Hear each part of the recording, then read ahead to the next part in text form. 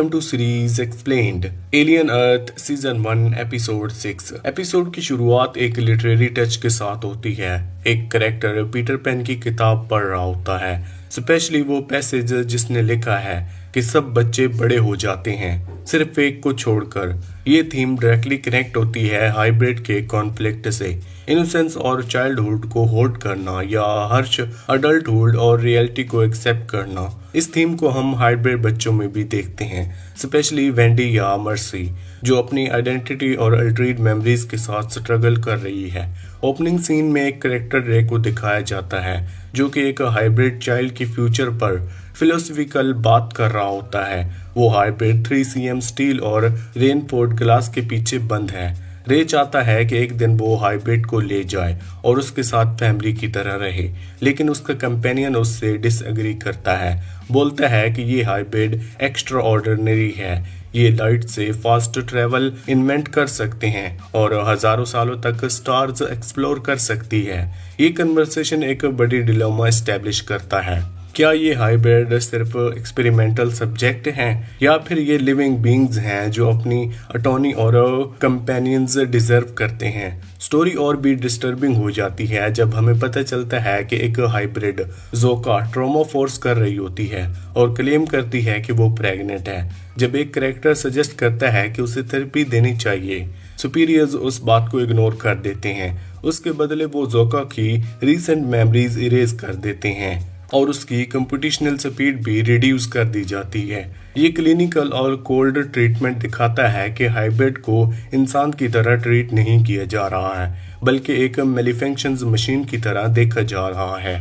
इसी दौरान जो, जिसे लोग हेरमेट भी बुलाते हैं, एक फीमेल कैरेक्टर के साथ बात कर रहा होता है उन एलियन स्पेशीज के बारे में जो फैसिलिटीज में कैप्टिव हैं।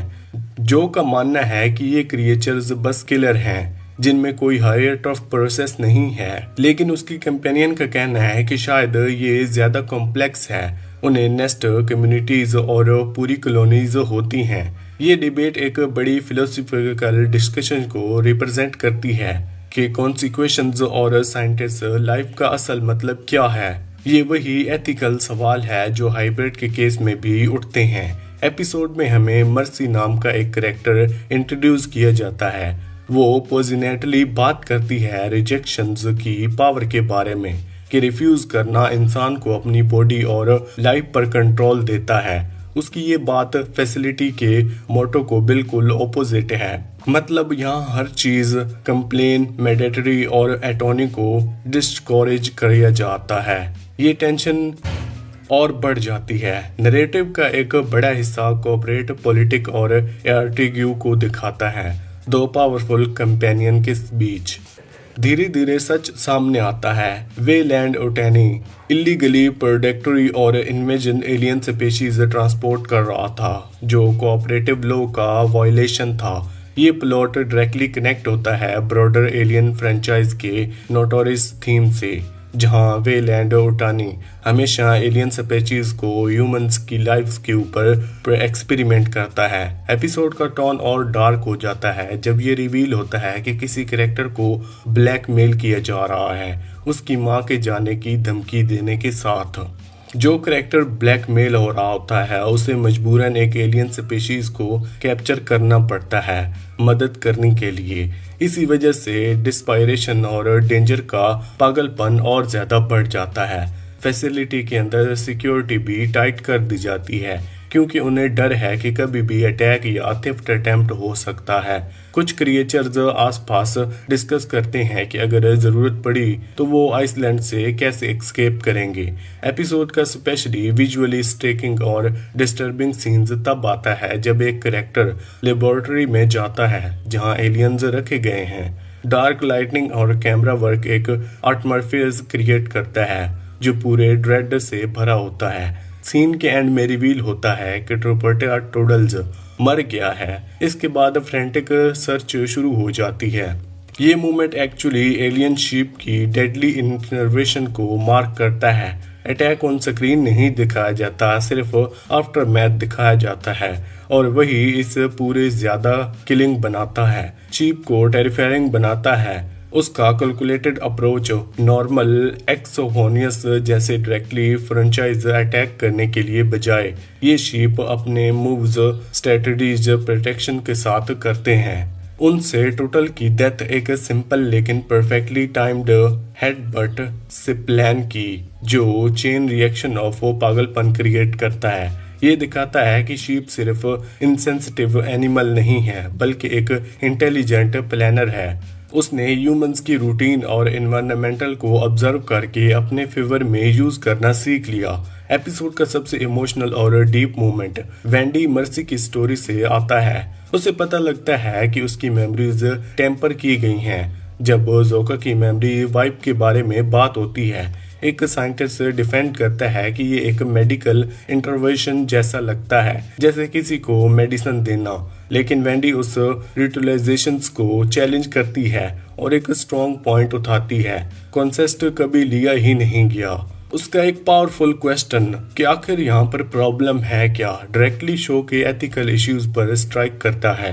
एक पोइटल सीन में आर्थर फैसिलिटी के अंदर मूव कर रहा होता है, तब उसकी मुलाकात एक डॉक्टर से होती है। वो डॉक्टर सीक्रेटली उसे एक मैसेज देता है। तो ये रिवील करता है कि फैसिलिटी के अंदर सब लोग एक्सपेरिमेंट की सपोर्ट नहीं करते। कुछ लोग सीक्रेटली हाइब्रिड की मदद करना चाहते हैं एस्केप करने के लिए। डॉक्टर उसके बाद वेंडी का ट्रैकिंग सिस्टम डिसेबल कर देता है। डॉक्टर वेंडी का ट्रैकर सिस्टम डिसेबल करने के बाद रेस्क्यू का चांस क्रिएट करता है। ये सब प्लॉट स्टोरी को और भी ज्यादा मोरली कम्प्लेक्स बना देता है। दिखाता है कि ऑपरेसिव सिस्टम के अंदर कुछ लोग अपनी ह्यूमैनिटी दिखाकर सही चॉइस लेते हैं। जैसे जैसे एपिसोड आगे बढ़ता है, एलियन शिप की प्रेजेंस और हैवी लगती है। बाकी स्पीशीज जहां स्ट्रिक्ट कॉन्टिनेंट में रह गए हैं, शिप के पास ऐसे एक्सेस और एबिलिटीज हैं जो उसे ज्यादा फ्री बनाते हैं। जब वो लेबोरेटरी में फाइनली दिखता है, उसका अनब्लिंकिंग स्टेयर एक ऐसी इंटेलिजेंट वाइब देता है जो देखने वाले को स्पाइन तक पहुंचा देता है। शीप को डिस्टर्बिंग बनाता है उसका कॉन्ट्रास्ट, एक ऐसा क्रिएचर जो नॉर्मली हार्मलेस और ठंडा फनी लगता है, वही अब हॉरर का सिक्योर बन गया है। फैसिलिटी में टुथल की डेथ के बाद जब सब पैनिक कर रहे होते हैं, शीप काल्मली उन्हें ऑब्जर्व करते हैं जैसे उसे ह्यूमंस की हालत और सेटिस्फेक्शन मिल रही हो। ह्यूमन फ्रेंजी और शीप की स्टिलनेस का ये कॉन्ट्रास्ट हाईलाइट करता है उसका एलियन नेचर। वो ट्रस्टलेस प्रेडेटर की तरह रिएक्ट नहीं करता, ना कोई अटैक ना पागलपन, वो बस वेट करता है, प्लान बनाता है। एपिसोड के एंड में जब कैमरा धीरे धीरे उसके फेस पर जूम करता है, क्लियर हो जाता है कि शीप के आसपास एजेंसी है, अपना पर्पस है। ये सिर्फ एक विक्टिम नहीं बल्कि शायद सबसे बड़ा डेंजरस प्लेयर है। एपिसोड के क्लाइमैक्स में ऑथर रेस्क्यू क्लब को ढूंढने की कोशिश की जाती है हेल्प करने के लिए। लास्ट सीन में एक डिस्पायरेट एजेंसी और ड्रेड के साथ खत्म होते हैं। फैसिलिटी के अंदर और बाहर दोनों तरफ से थ्रेट्स आ रहे हैं। इसी के साथ ये एपिसोड यहीं पर ख़त्म होता है। आपको कौन सी मूवी या फिर वेब सीरीज़ के एक्सप्लेनेशन चाहिए, हमें कमेंट सेक्शन में ज़रूर बताना। वीडियो अच्छी लगी तो वीडियो को लाइक करके चैनल को सब्सक्राइब लाजमी करना। Thanks for watching.